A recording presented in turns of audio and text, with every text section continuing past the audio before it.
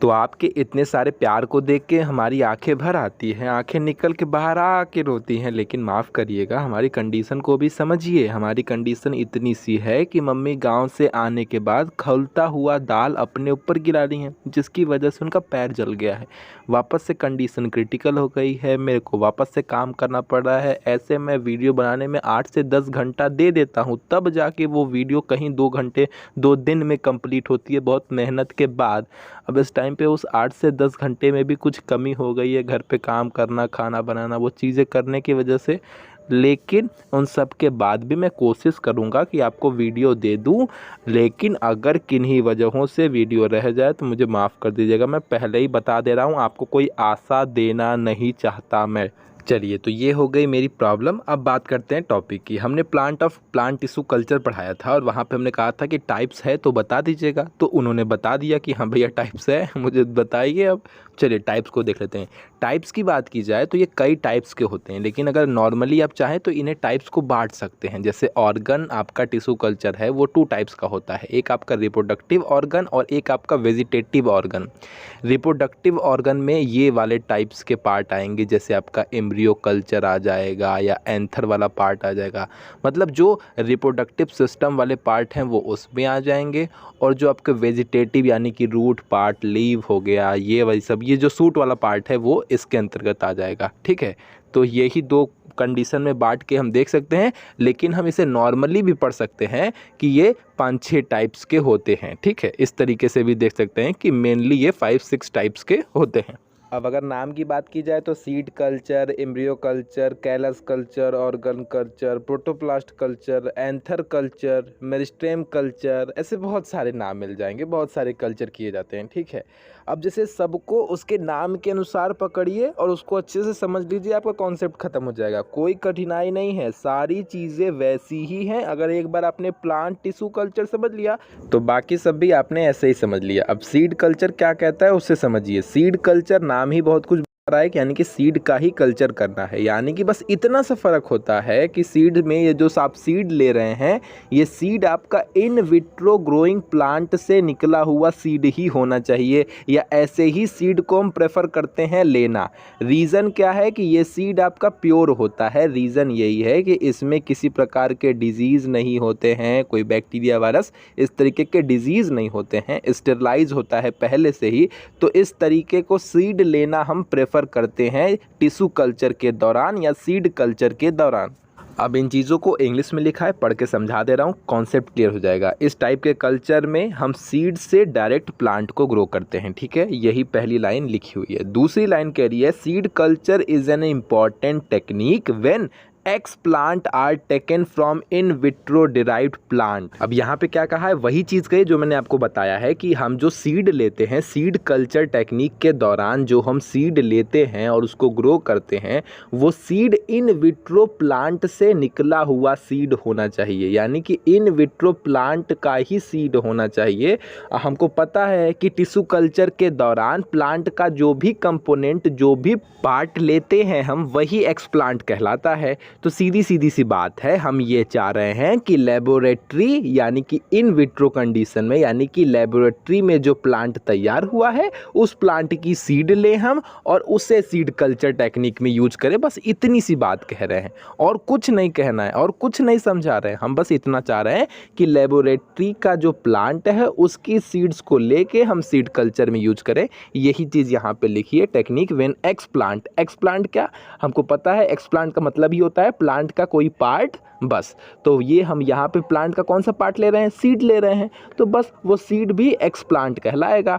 तो जब when explant are taken from in vitro derived plants, जब हम इन विट्रो डिराइव्ड प्लांट्स के अंदर से एक्स प्लांट को लेंगे तब हमारे लिए सबसे अच्छा होता है।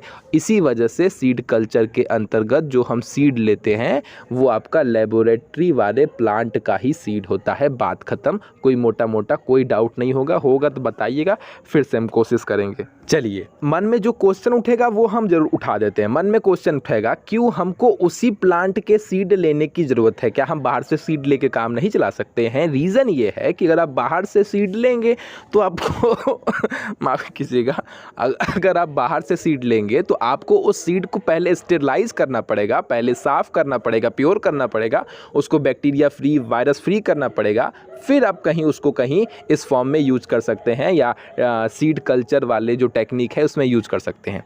जबकि अगर आप इन विट्रो डिराइव प्लांट्स के अंदर से लेंगे तो वो पहले ही प्योरली फॉर्म में होता है, शुद्ध फॉर्म में होता है, उस पर किसी प्रकार की डिजीज़ वाली प्रॉब्लम नहीं होती है। इसी वजह से उसको प्रेफर करते हैं, ना कि बाहर से लिए हुए सीड को प्रेफर करते हैं।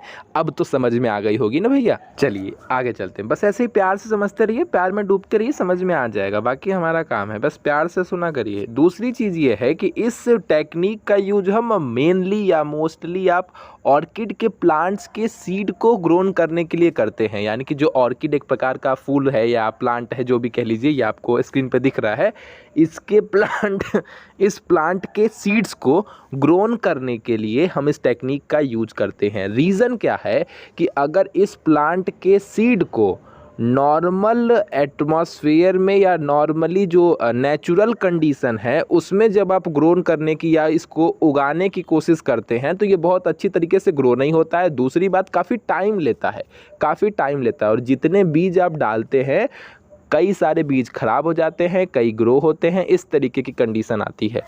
इसी वजह से इस तरीके के प्लांट के जो बीज होते हैं उनको इन वीवो कंडीशन में ग्रो करना बड़ा घाटे का सौदा हो जाता है, ऐसे समझिए।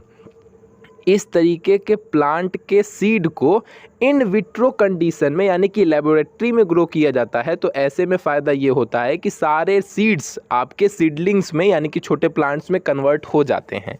और क्योंकि उनको उस तरीके का एटमॉस्फेयर लेबोरेटरी में दिया जाता है तो सारे सीड्स सीडलिंग में कन्वर्ट हो जाते हैं। इसी वजह से इस तरीके के प्लांट्स के जो सीड्स होते हैं उनको ग्रोन करने के लिए सीड कल्चर टेक्निक का यूज किया जाता है, यानी कि इन विट्रो कंडीशन में उसको ग्रोन कराया जाता है। इन वीवो कंडीशन में वो उतना अच्छे तरीके से ग्रोन नहीं होते हैं। यही बड़ी रीज़न है। उम्मीद करता हूँ समझ में आ गया होगा। ये रहा ऑर्किड का प्लांट, सामने शो कर दिया है, समझ जाइए, काम खत्म। ये हमने सीड कल्चर देख लिया। अब इसके बाद की प्रोसेस आपको पता ही है, वो प्रोसेस सबसे ज़्यादा कॉमन है और ये प्रोसेस सब में रहेगी। जब वो सीड आपका सीडलिंग्स में यानी कि छोटे प्लांट में कन्वर्ट हो जाता है तो उन्हें वहाँ से निकाल कर ग्रीन हाउस में ट्रांसफ़र कर देते हैं, और फिर जब वहाँ पे वो थोड़े और डेवलप हो जाते हैं तो वहाँ से उनको निकाल कर आपके नर्सरी में आपकी नेचुरल कंडीशन में ट्रांसफ़र कर दिया जाता है। बात ख़त्म। ये छोटी सी प्रोसेस है, जो कि ये जो लाइन है ये कॉमन लाइन है, जो आपके हर कल्चर के लास्ट में ये लाइन आप लिख सकते हैं कि जब प्लांट थोड़े डेवलप हो जाते हैं, मतलब जब सीडलिंग यानी कि छोटे छोटे प्लांट रहते हैं तो वहाँ से निकाल के उनको ग्रीन हाउस में ट्रांसफ़र किया जाता है, और जब ग्रीन हाउस से थोड़े और डेवलप हो जाते हैं, उनकी कंडीशन थोड़ी और अच्छी हो जाती है, तब उनको वहाँ से निकाल कर आप नर्सरी में या नेचुरल एनवायरनमेंट में रख दिया जाता है, कर दिया जाता है। यही प्रोसेस है जो आपको हर जगह देखने को मिलेगी। उम्मीद करता हूँ चीज़ें समझ में आ गई। ये छोटा सा चित्र बना हुआ है, यहाँ पे आप देख सकते हैं। बात खत्म। एक बार सीड कल्चर आपने समझ लिया, इसी तरीके से एम्ब्रियो कल्चर होगा। जब हम एंथर कल्चर की बात करेंगे तो वहाँ पे हम उसके एंथर को लेंगे। जब हम आपके कैलस कल्चर की बात करेंगे या आपके ऑर्गन कल्चर की बात करेंगे या मेरिस्टेम कल्चर की बात करेंगे तो मेरिस्टेम कल्चर में हम उसके मेरिस्टेम को लेते हैं, जो कि बहुत सिंपली है। पहले मेरिस्टेम कल्चर को समझा देता हूँ, उसके बाद कुछ और समझाऊंगा। देखिए मेरिस्टेम कल्चर में मतलब मेरिस्टेम कल्चर में क्या होता है वो समझिए। देखिए मेरिस्टेम कल्चर में क्या होता है कि हम उसके मेरिस्टेम वाले पार्ट को लेते हैं। आपको याद होगा जो प्लांट का सबसे ऊपरी पार्ट होता है, जो एपिकल रीजन होता है, सबसे ऊपर वाला पार्ट, उसी को मेरिस्टेम कहते हैं। ये रहा फोटो, इसमें दिखा भी रहा हूँ, इस पार्ट को मेरिस्टेम कहते हैं। अब इस मेरिस्टेम वाले पार्ट को हमने पिछली वीडियो में भी बताया था कि जब कभी भी हम टिश्यू कल्चर यानी कि प्लांट टिश्यू कल्चर में हम प्लांट के किसी पार्ट को लेने की बात करते हैं तो सबसे पहले हम मेरिस्टेम को लेना प्रेफर करते हैं, और उसमें क्या रीज़न था वो हमने उसी वीडियो में आपको बताया था कि वो जो पार्ट होता है उसमें सेल डिवीज़न बहुत तेज़ी से देखने को मिलता है, उसमें ग्रोथ बहुत तेज़ी से होती है। इसी वजह से उस प्लांट के पार्ट में कोई प्रकार का बैक्टीरिया, वायरस इन जैसा इन्फेक्टेड पार्ट वो नहीं होता है, उनका असर उसके ऊपर नहीं होता है। रीज़न उनका मल्टीप्लिकेशन का रेट उसके ग्रोथ रेट से काफ़ी कम होता है, उसका ग्रोथ रेट काफ़ी ज़्यादा होता है। इसी वजह से वहाँ पे उस पार्ट को, प्लांट के उस ऊपरी पार्ट को, मेरिस्टेम वाले पार्ट को कोई बैक्टीरिया और ये वायरस इस तरीके की चीज़ों से वो इन्फेक्टेड नहीं होता है। तो हम चाहते भी हैं कि ऐसा प्लांट का ऐसा पार्ट लें जो इन्फेक्टेड ना हो, इसी वजह से हम मेरिस्टेम वाले पार्ट को लेते हैं। आई बात समझ में?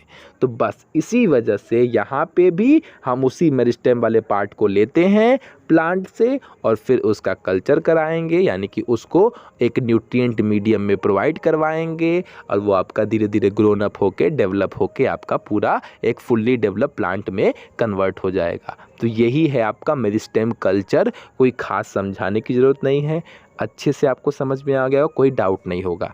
अब बात आएगी एम्ब्रियो कल्चर की।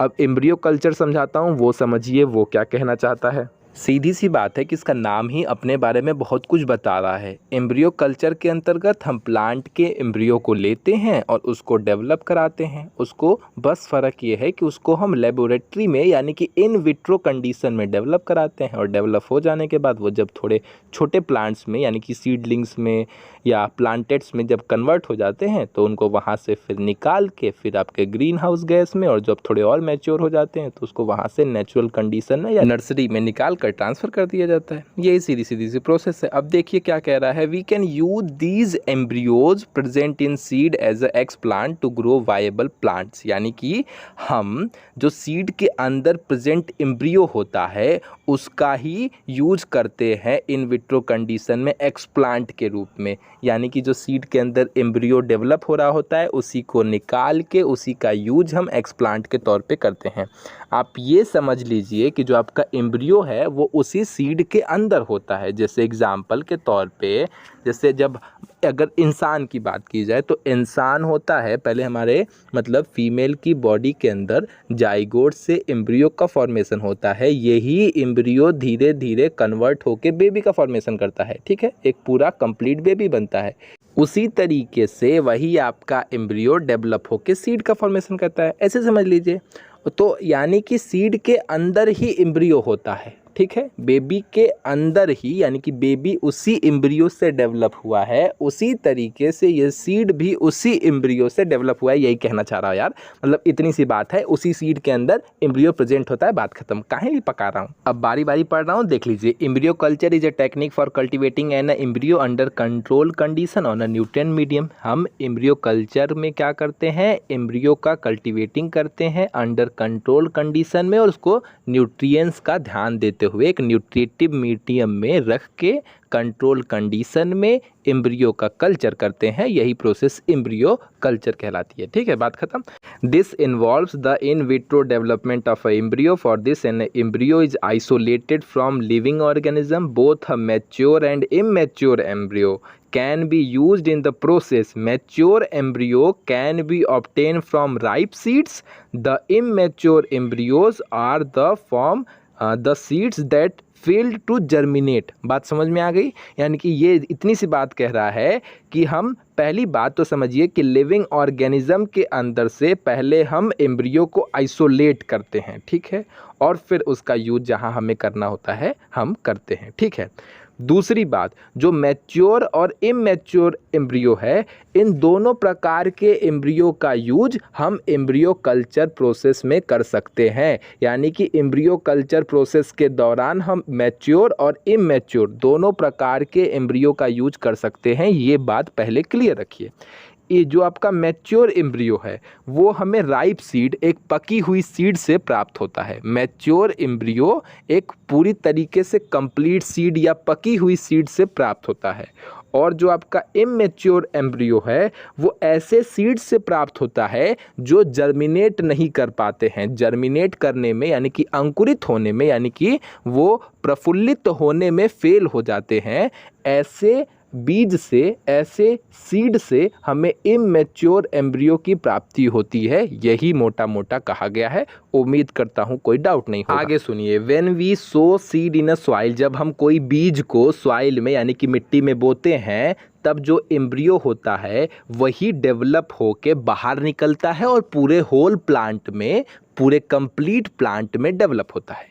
जब हम सीड को मिट्टी में सो करते हैं, गाड़ते हैं, बोते हैं, तो वही एम्ब्रियो डेवलप होता है और पहले छोटा सा प्लांट बनता है और फुल्ली डेवलप होके आपका एक कंप्लीट प्लांट का फॉर्मेशन करता है। यही छोटी सी बात है, प्यारी सी बात है, समझ में आ गई होगी। यानी कि हमने क्या समझा? हमने यही समझा कि सीड के अंदर ही आपका एम्ब्रियो होता है, जो कि हमें साफ साफ पता है भैया कि हाँ, वही तो हमने बताया कि सीड के ही अंदर आपका एम्ब्रियो प्रेजेंट होता है। बात खत्म।